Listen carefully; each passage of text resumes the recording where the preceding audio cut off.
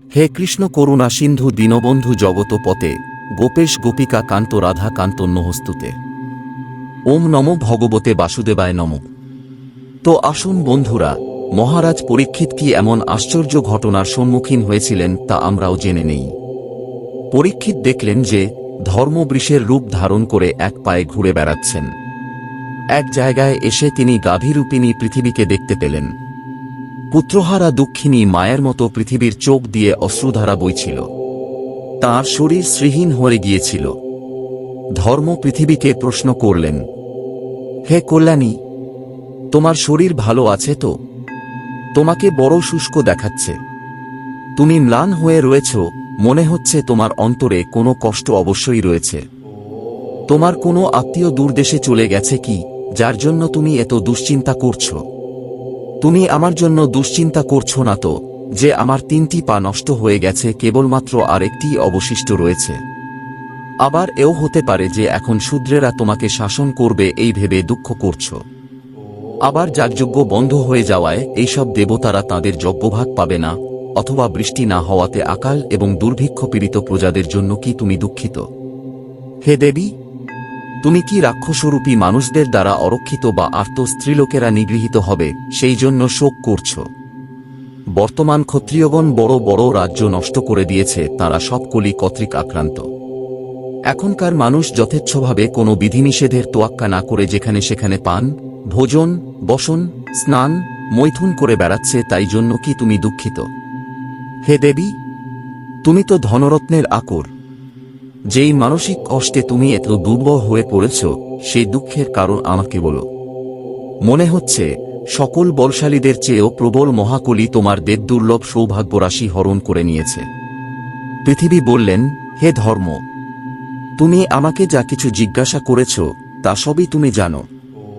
যে ভগবানের কৃপায় বিশ্ব সংসারের সুখাবহ 4 পায়ে তুমি বর্তমান ছিলে, সেই সর্বগুণাধার সৌন্দর্যধাম ভগবান শ্রীকৃষ্ণ বর্তমানে মর্তলোক থেকে তাঁর লীলা সংবরণ করেছেন এবং এই সংসার পাপিষ্ঠ কলিযুগের কুদৃষ্টির শিকার হয়েছে।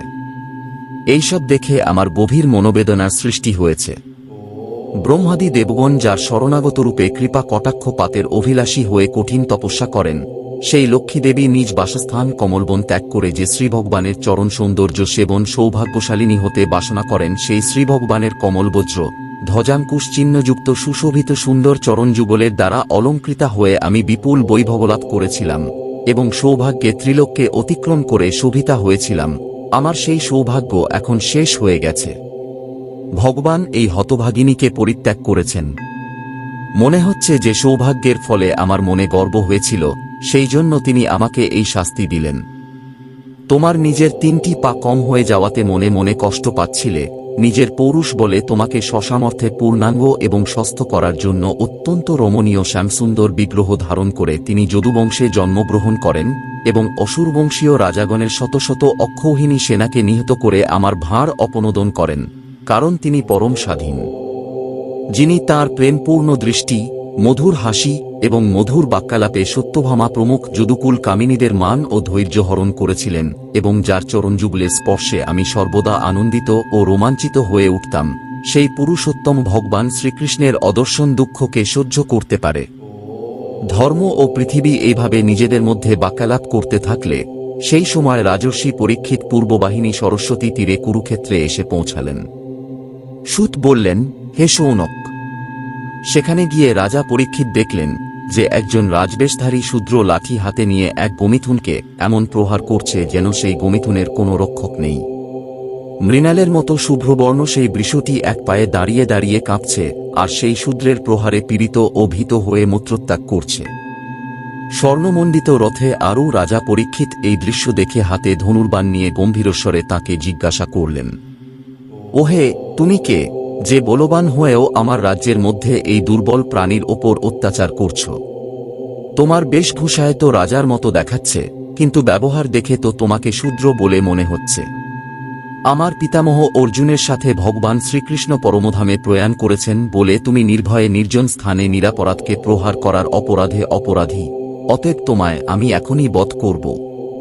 তারপর পরীক্ষিত বৃষরূপী ধর্মকে প্রশ্ন করলেন, তো আসুন বন্ধুরা, মহারাজ পরীক্ষিত বৃষরূপী ধর্মকে কি প্রশ্ন করেছিলেন তা জানতে পরবর্তী ভিডিওতে নজর রাখি।